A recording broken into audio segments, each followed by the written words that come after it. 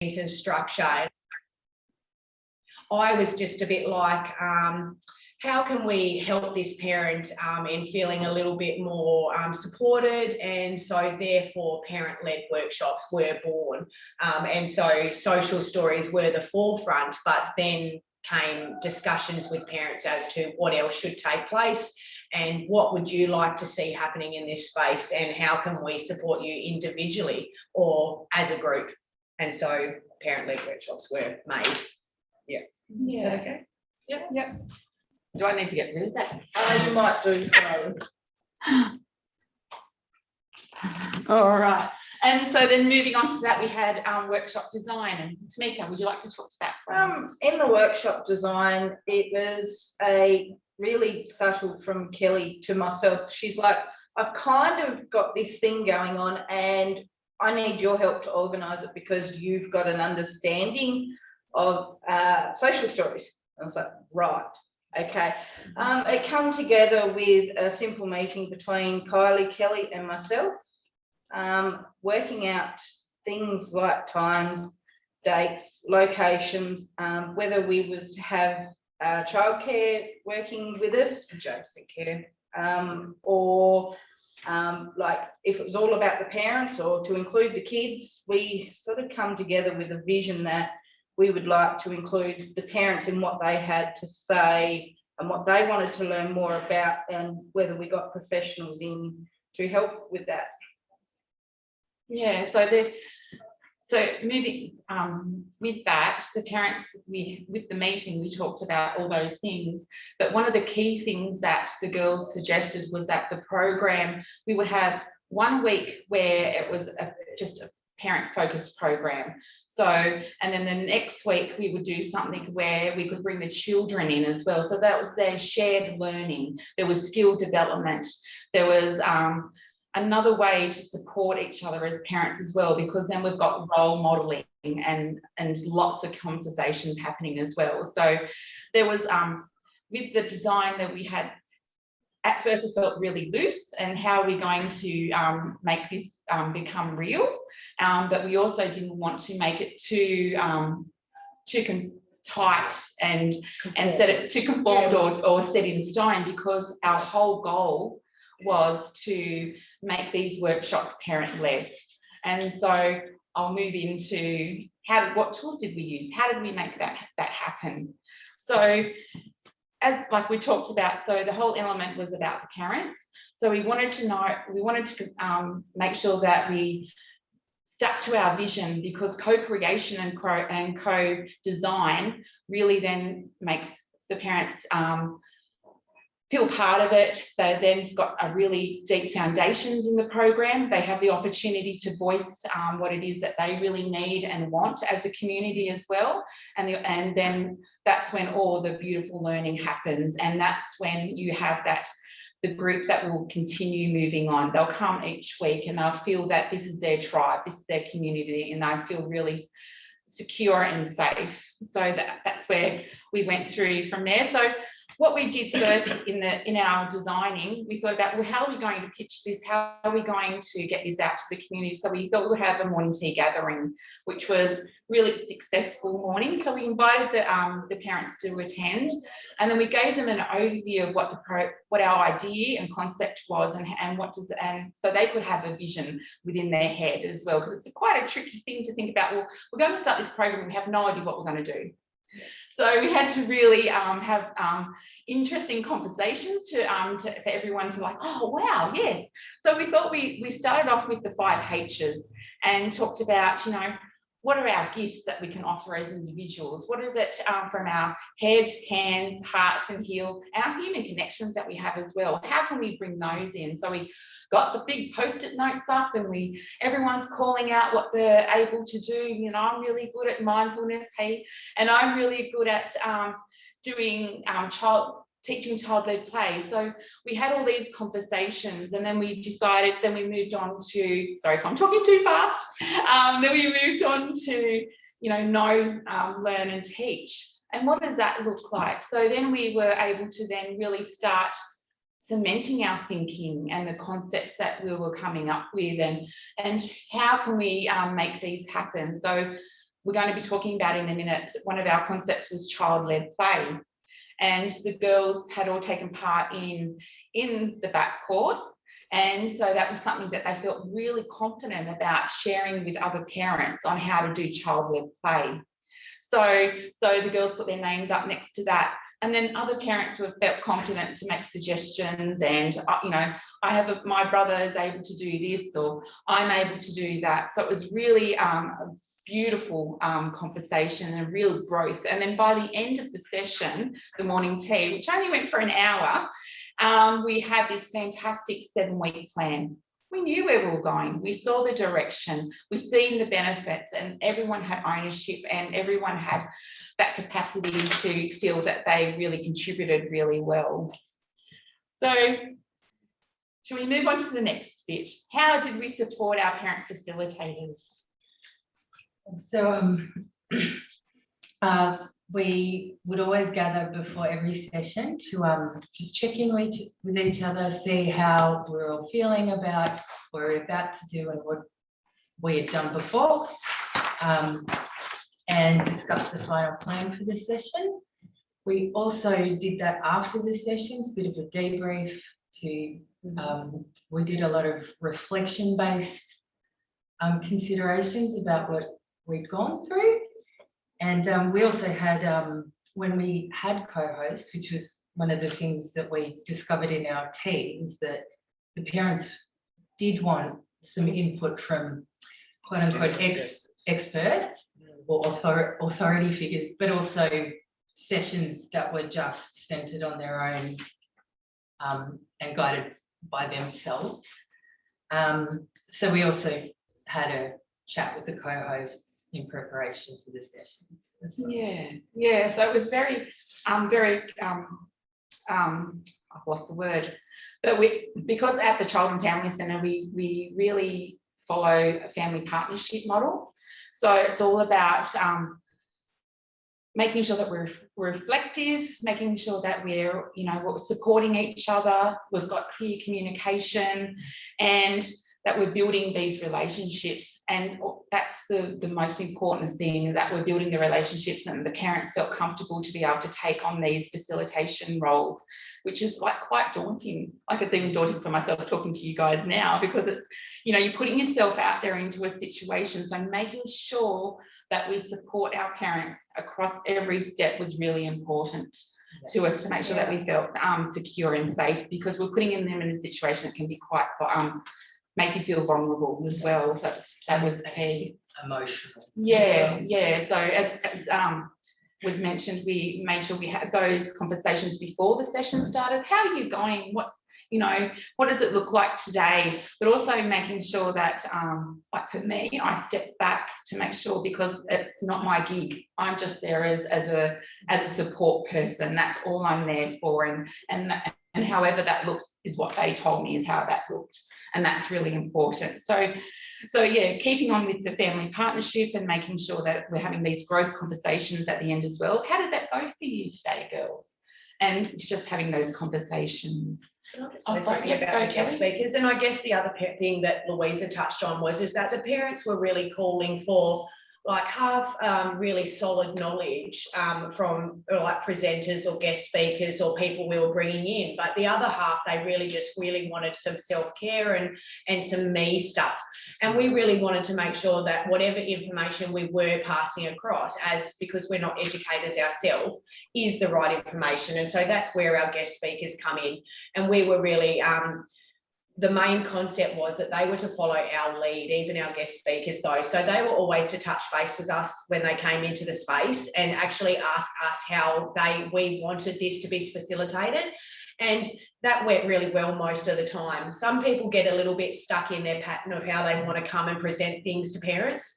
And we just really wanted to step away from that and sort of say, hey, this is really definitely about focusing on parents. And yes, we want you to hit the information points, but we also want you to definitely be running it so that it's parent-based and not presenter-based. It's more a conversation, an open conversation than talking information to parents or passing information to parents in that way. Yeah. Thanks, That's okay. Thanks. And so, I'm sorry, there's still another bit to go, Fiona, and then we'll be on to the next slide. So the next bit was also action research. We wanted to make sure that what we were doing was going to be something that was going to be sustainable, and making sure that we were ticking off on our own personal learning, and so that we can take that to, we have an advisory body that's part of our organisation. So we wanted to take it to the advisory body and say, this is what we've been doing. These are the benefits that we've seen. And so we had all that information to give them. So it was concrete, it was real. And so we utilised like the participatory action research. So we've done surveys, we've had beautiful conversations with our participants. We've had, and then, well, I won't move into that because that's Tamika's bit. And we had good news stories. We've kept them, we've written them up. We've seen the growth within the parents as well. So everything every step we've gone, we've been record keeping, we've been keeping it there. And it doesn't matter whether it was just, who attended and went and who may have not been there that week. It was the real important stuff, those conversations and the benefits and changes that we saw within our community while we're doing these workshops as well. So, do you want to add the next bit? Yes. After the third week of our parent-led program, we started getting feedback from the schools within the community areas. I'd been approached a couple of times. May I ask, why are you holding conversation workshops? Can't read the rest of that, sorry. We'll have questions. So I was approached by parents wanting to know what I was up to and where I was doing and things like that. But not only that, outside of the centre, I've seen parents form relationships that they probably wouldn't have had, where they've gone out for coffee dates or they've gone out for lunch after the sessions because they've now connected with someone else in their community. Yeah, thank you. Now, Fiona, we can do questions now. Okay, I'll just, Marie had a question in the chat earlier.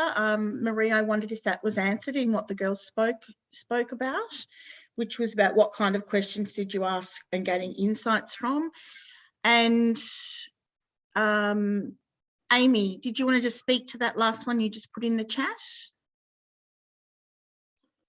Yeah, I was just wondering, when you were holding your conversations or workshops with parents or community members, it sounds really awesome, like you're really deeply engaged in really natural conversations, but I was interested to know how you guys actually captured that. So you weren't taking away from holding the conversation. Did you have someone alongside you kind of writing down what was being said? And then after you did that, how did you share that back, I guess, with the group that was involved? And the second part of the question is, how was that received and shared alongside the experts, or, if you had guest speakers come in and stuff and share information around a topic? I'm really interested to know how you guys shared that back with community members and how it was received. Yeah, so with our workshops, we're going to do it in a minute, but we have Sorry. That's okay. Jumping ahead. We did a social story workshop, and so with that we invited the early intervention children's service to come with us, to come and co-host with the beautiful girls here. And so that way then, because, sorry, I'll just go back. So the bit I want you to know, Amy, is that the girls were supporting with the co-facilitating of that program, but I understand. Yeah. So they were doing it together. But the main thing of that session that was just, for me, was just so beautiful, was that the actual worker said, "You girls are teaching me more than what I can teach you." Yeah. And so that was really beautiful. But it was really important for us, from the girls' point of view, was to have that that specialist, which we think is a specialist, to be there, just to add that different layer if it's needed. But at that person that came, she did add lots of layers, absolutely. But she also noted that the parents' information was greater than hers in lots of areas as well. So I was just blown away of how much she came out of it with as well. And that's, I think, one of the key magical points of how these workshops have been functioning. as well. I don't know if I answered your question, Amy, or not. Yeah, no, that's really helpful. Thank you. And it's really awesome because I think it's really lovely to hear the way you talk about these ladies and the community members. And we have a lot of conversations in our community about context experts and then content experts. And just because you don't have a degree or whatever, it doesn't mean you're not an expert in your children and your family and your community. So thank you so much. That's really, yeah, I really appreciate it. Thank you. Yeah, and you hit it on the nail on the head there as well. Yeah. They're the best. Oh, good. Yeah, good job. This with the experts is so they would all come with an idea in mind of their presentation, and it was quite formalized. It was. And pretty quickly, as you said, for most of them, the vibe in the room, and that's the only way I can describe it, made them realize that it's a lot more casual. You could see them relax within the first 5 minutes and realize it's going to be more of a conversational. The parents are going to pull the information out of them that they want, rather than, oh, I'm going to now tell you a bunch of things, which is precisely what we wanted and precisely what the parents needed. They did. Yeah, they were really calling for hear it like just like me. This concept, just like me. Yeah, We want everyone. I want I this feel like that. clarified. Yeah. But you know that, Yeah, so that's what we're saying. We want them to have the right information. So we've got these professionals on the side saying, these are the topics we're going to hit, and we need to hit the marks when we're giving information across to parents. Of course we do. And it needs to be relevant and the right information. But what we're also saying is that we want it to be a more open conversation with parents seeking the information from these professionals and asking the questions that they need to in their own way, so that they're getting what they need out of the session, rather than it just being delivered in a segmented lot, in a block lot, just be like, there's your information and just take it and run. That's not what we wanted. We need them to utilize it, we need them to understand, and we need them to be able to then take it out of this room with their children and put it into their life. Yeah. So not just a pile of photocopies. That's right. Of something you don't have time to read. No, it's not what we want. Possibly understand, but actual like real tips. Yeah. Which is what this was all born out of. That's right. Yes. Beautiful. I'm going to let you ladies know that's your halfway point. Thank you. Okay, we better go through then. Right. All right, go to me, guys. Oh, sorry, which person? Mine, all right. No, wasn't it? Yeah, it was you. No, it's you. No. Oh, no, didn't. no, it's not. No, it's you. Okay, sorry. We're ready. So the child learn play session came directly out of the Becoming a Parent course. It was one of the most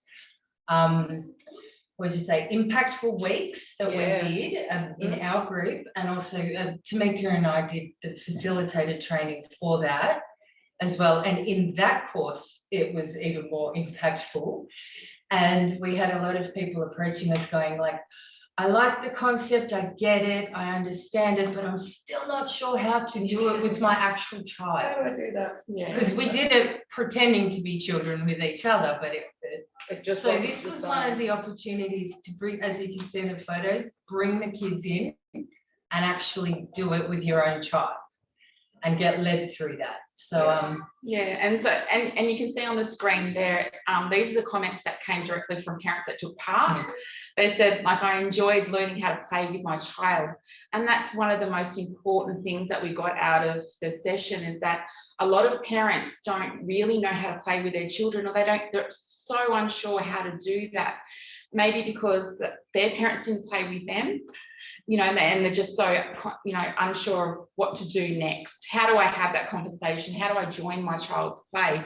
So one of the key things that we said to the parents is that you can change the culture of how you play and how you interact with your child. And here are the skills just to start off with.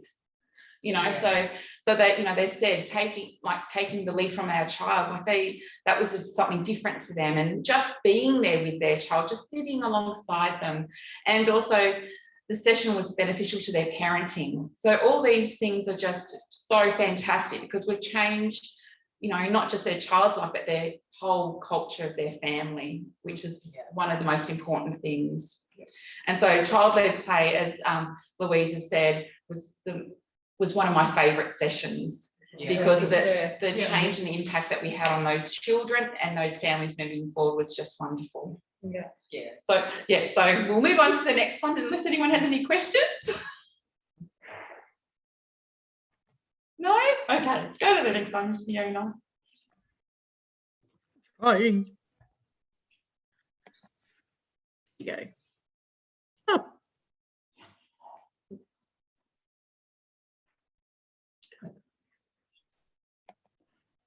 I'm struggling. Oh, you're struggling. I'm struggling with this. I've lost my toolbar. The girls will be laughing. My girls will be laughing at me, saying that's just hilarious. That's all right. So the next one was social stories. So we can talk to that while Fiona starts working out her YouTube. Thanks. So you had a quick overview. We just discussed it a little bit quick, like before, was that this is actually where the concept of parent-led workshops are actually created from, a parent approaching myself, another parent in the centre, and saying, can you help me facilitate this? You know what I mean? And me saying, having a child on the spectrum and having friends obviously alongside me that I know have great skills. So we were just like, yes, we can do this. So we actually invited an early childhood intervention service, and her name was Brooke, and she came along, and like we said, she coincided with us. So we gave her the information of really how we wanted the class and the group to go and to be ran, and then she kind of facilitated with us. But what we heard is that she actually learnt more from parents with children on the spectrum and not on the spectrum or in diagnosis than she actually knew herself. And she brought lots of lovely examples of what a social story could be. And so that was really her expert advice. She gave us lots of ideas of how they could be made and how they're utilised, but everything else we did ourselves. And the concept was that everyone left with either a story they could utilise or a story in progress for their child. And we actually went round the room individually with every parent ourselves as facilitators and spent time individually focused on a problem, focused on a solution, focused on a story, and left with a story. And what we heard is, wow, stories are for everyone. Social stories aren't just for children with disabilities. They're actually for children who are struggling with routine and structure in any concept. And there was lots of parents that just went, oh, wow, this is really great. And this is going to help me. You know what I mean? And I can use this. And you're actually one of them. You're one of the parents that went, this is amazing. I actually don't have a child with a disability on the diagnosis, but this is going to help me with structure and routine. And so we felt like it was a really beneficial session. Lots of growth came out of it. It was very eye-opening. It was. Any questions, anyone? Can you just explain what is a social story? I haven't heard that word before, and I don't know if that's different state or like, language is so confusing. What is a social story, please? That's okay, Amy. It was on our slide, but we'll. Sorry. That's Thank okay. you. That's all good. So the girls that can explain it far better than I can. So a social story is basically basic images of what an expectation is with very limited descriptive wording. So behaviour and event. Routine or structure that you'd like to implement in your daily life with your child, or in your routine, or in if you're having problems in your school settings. Teachers utilise them and verbalise them all the time. They're a big hit in schools nowadays, you know what I mean? And they're becoming more and more common, aren't they? And the word social stories gets thrown around in diagnoses, but what we wanted to explain is they're actually for everyone. So it's basically like a visual prompt for your child. In a sequence of so it's just a little book. So they'd be good for, I know what you mean. So they'd be the kind of thing used for kids on the spectrum and stuff, because it's the visual cues of what's coming next after and brush teeth, all that kind of stuff. But they'd be great as well with families with poor literacy that, aren't able, because we have a lot of families in our community that struggle with literacy and a lot of words overwhelm them. So something like that could be really useful for that as well, or done in conjunction. So it's not just with all. Such a misconception. And social stories are the only thing that matter, but it's actually not. All kids learn visual cues. That's what we know. People that we're going to learn from pictures over words every time. And so for little people, why not break it down and make it a bit simpler so we're establishing the right routines and the right structures? Yeah. All right. Shall we move to the next one, Miss Fiona, now that you've got that one up? All right, Tamika's going to talk to this one.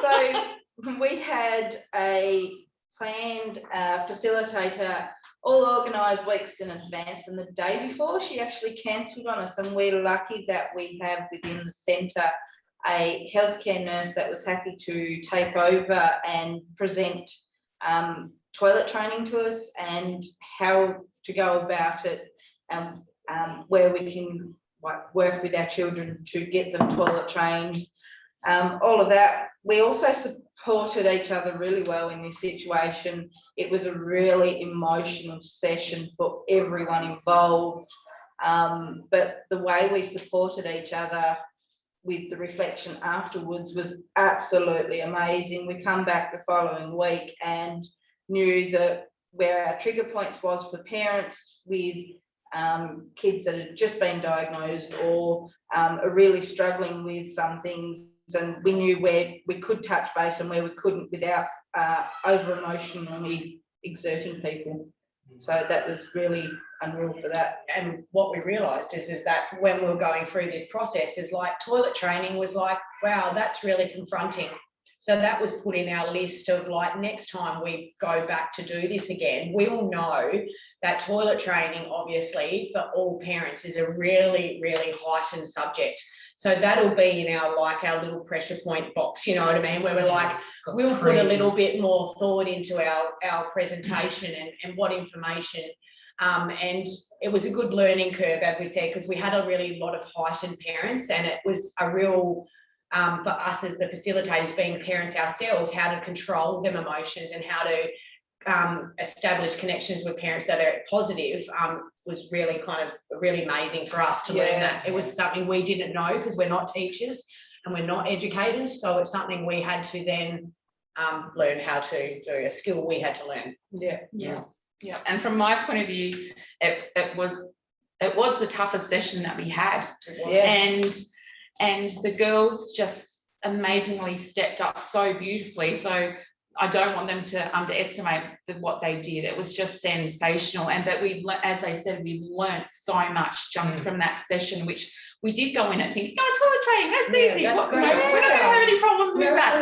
But like Tamika said, our facilitator cancelled the day before. And because we're a place-based organisation, we're really lucky we have the child health nurses here. So we were able to negotiate to have them jump in. But we learnt so much, and that's probably the most key thing in that area. And I want to jump in here. I actually missed that session because my son was sick, but coming back in after, I felt off of you guys how intense that session was, and we did a lot of reflection over the next few weeks. In fact, even like 2 days ago, still processing, still thinking about how we can, sort of hold people safe in that space when they are so triggered about very, very delicate things that will come out of nowhere for the parent. And that's I think was the biggest shock. So that session. We know toilet training is a key point for parents, obviously, that we'll continue on, is that most groups are probably going to feel a little bit of stuff going on in the toilet training session, and we're aware now that actually creates an emotion in parents for some reason, you know what I mean? And that's a subject for us that we need to, as I said, offer them a bit more safety and security in that space. And the skill development to know if it happens in another session in a different way is also the beneficial to us as well. So does anyone have any questions on this one before we move to the next one? No? Okay. I do. I do. Sorry. So you talked about unpacking, and it took a couple of weeks, and it was pretty intense. How were the parent facilitators? How else were they supported?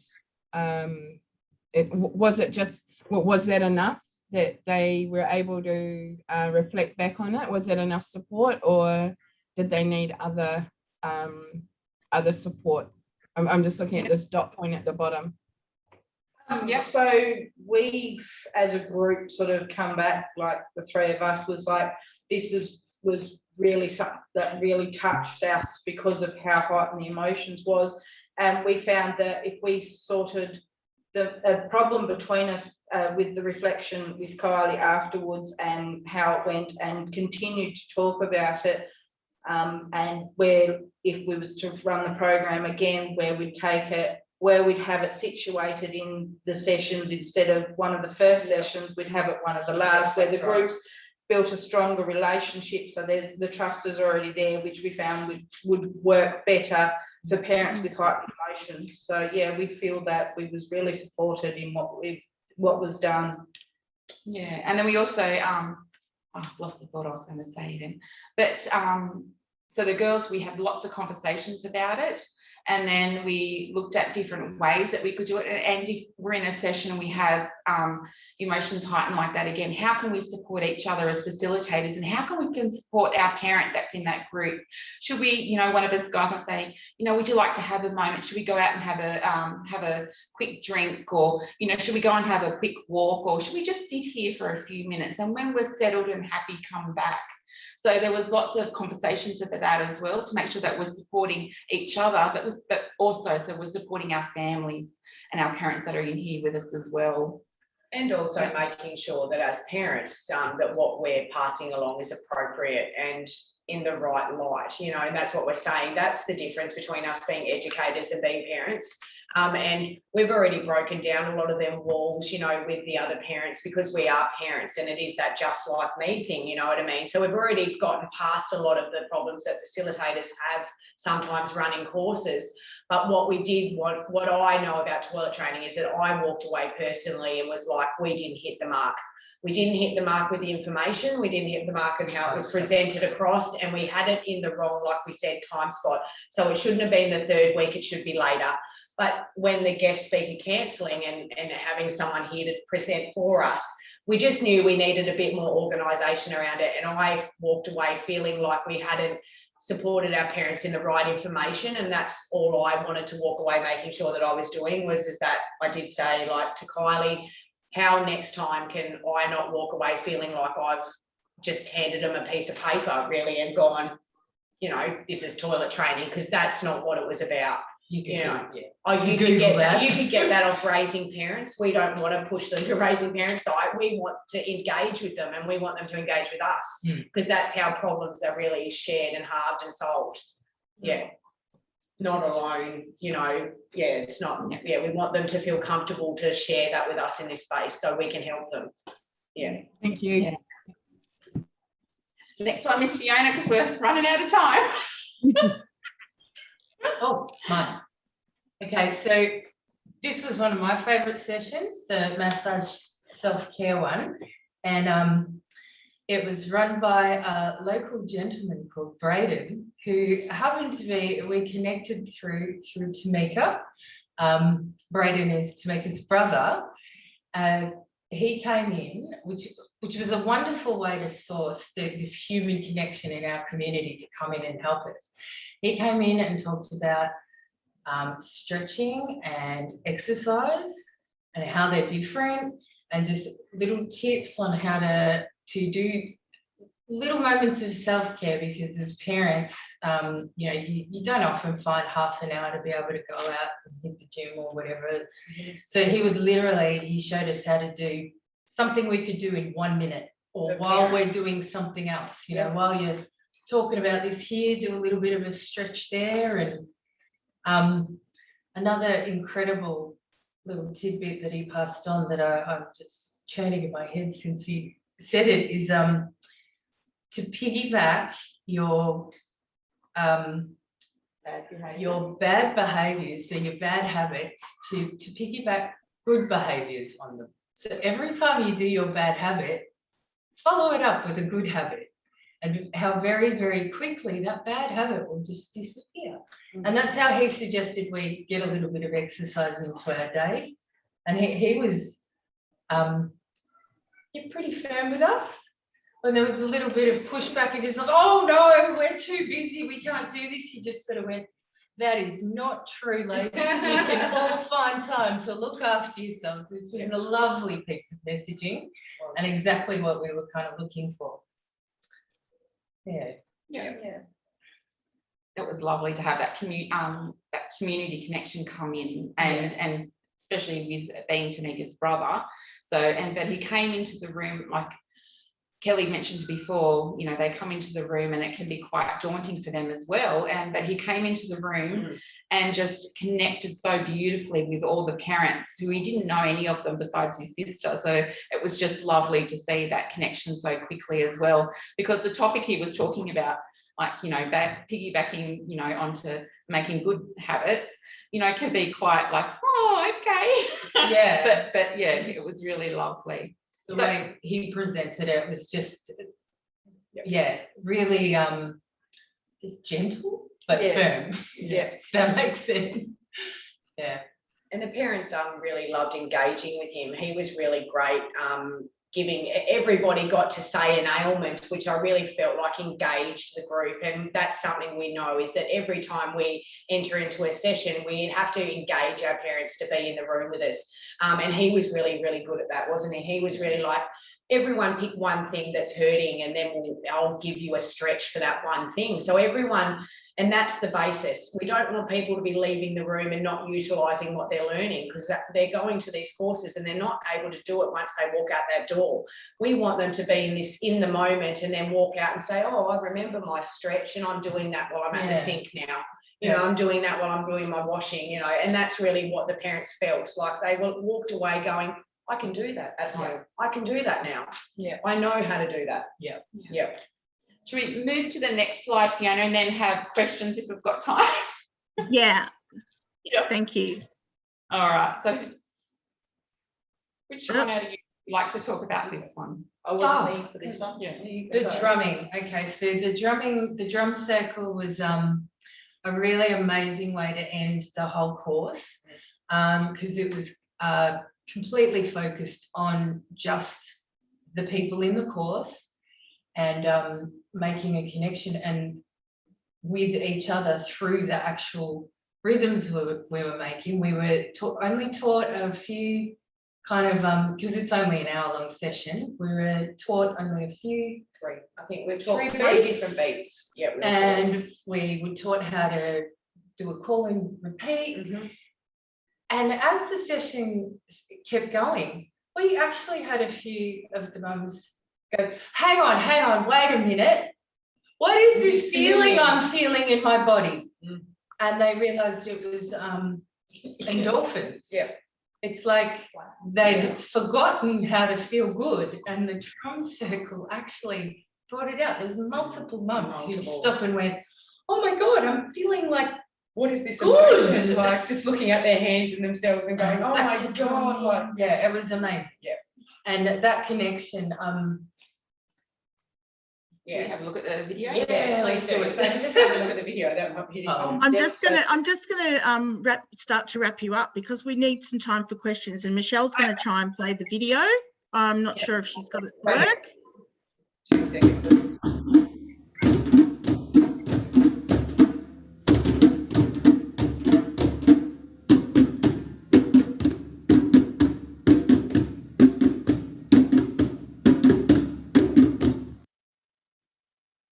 Wow. Beautiful. So that's the end. So I'd like, if there's anyone who's got some questions for the girls, that would be great. And thank you for Michelle, because my screen sharing wasn't happening, so Michelle jumped in and did that for us. So just before we wrap up, if anyone's got some more questions, that would be wonderful. You can just take yourself off mute.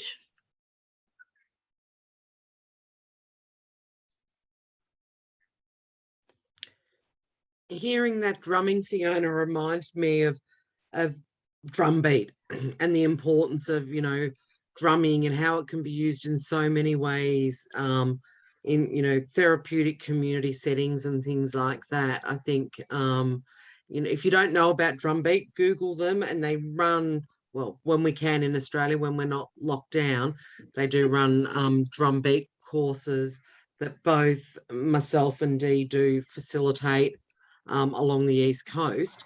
But yeah, really, it's such a great, you wouldn't think it could be used in the ways that it's used. So it was great to see you all drum beating there. We were absolutely amazed, right? Just of something we thought we'd add in as a bit of fun, you know what I mean? So we wanted something nice to end the sessions on, you know what I mean? We thought, right, drumming, great. But there wasn't one parent that wasn't like, will you come back? Will you do this with us again? You know, and the physical changes in their body. So that's what I mean. There was parents in there feeling real endorphins that were just like, this is a physical sensation in my body that I haven't felt since. I have not felt, and you could see it in them. And for us as the facilitators, it was like, wow, we were so impressed, like in seeing our parents smile and actually see this happiness in generally parents that are quite stressed and anxious. Was really, really nice. And we were really surprised that the drumming had so many benefits, and yeah, they enjoyed it so much. Sorry. Beautiful. I'd like to ask you a question. There's so many CFCs in Tasmania. Could you teach other CFCs are child and family centres? Could you girls write that up and be sharing that around with other ones and, you know, making other community leaders? Is that something you've thought about? Yeah, Riley's going to let us out of it. But I'm happy to help the other CFCs. Yes, of course. And that's the whole part is supporting and developing these skills, because these women are just sensational and they need to be loose out in other communities, so that, you know, they can support that in other areas. So yes, even though I say no, but it's one of the most important goals for them is to get out there. So yes, I think that would be lovely. Yeah, I'd love to. So even from the back of this, we've even talked about how we can connect more directly with Tagaralia across the river. Yeah. Was our next closest, and we've got a new one being built just down the road, and how we can actually Together connect the place-based, because they're so close, and you know, have a little bit more crossover, because there's so many different and resources using in each stuff place. and resources and kind of combining them all and making There's different things we do and different things they do that we can share, and I'd definitely go up north. Yeah, me too. Chat. Any other questions, guys? Or comments? Anyone? Any comments for these people? Anything?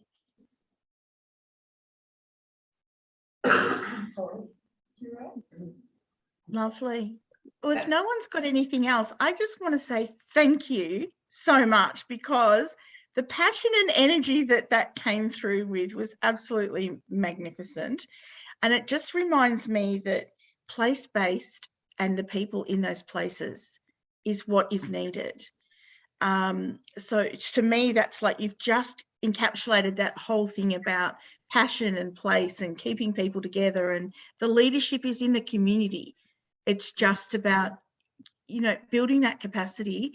And look at you girls go, like seriously. And I know how passionate Kylie is about all of you and the families, and how proud she is about all of you. So thank you very much. And thank you for sharing. Thank you for joining us, everyone. I did Angela? have one comment. Yeah, I don't know, maybe it's my screen, but you guys look really young. You know, you look like you've taken on. Got like five. Okay. Okay, so maybe it's my screen, but you've taken on this role.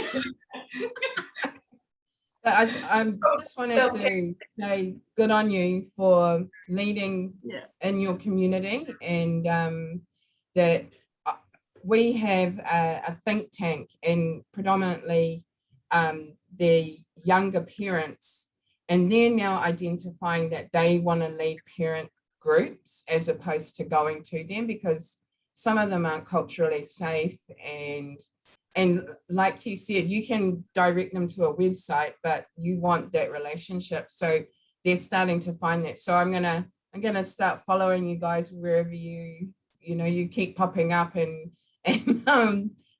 link our parents into that. So it's really awesome. Thank you for sharing. Thank you very much. Angela, you could invite them to sunny Queensland. Yes, please. Yeah, you can go to Angela Logan. Next year Yep. first, for change Yep, first. they So can- I'm going to Yeah. go see them. I'm going to high five them, bring them up to sunny coast. Yeah, so absolutely. But I'm going to come to Tasmania first for change first. Okay.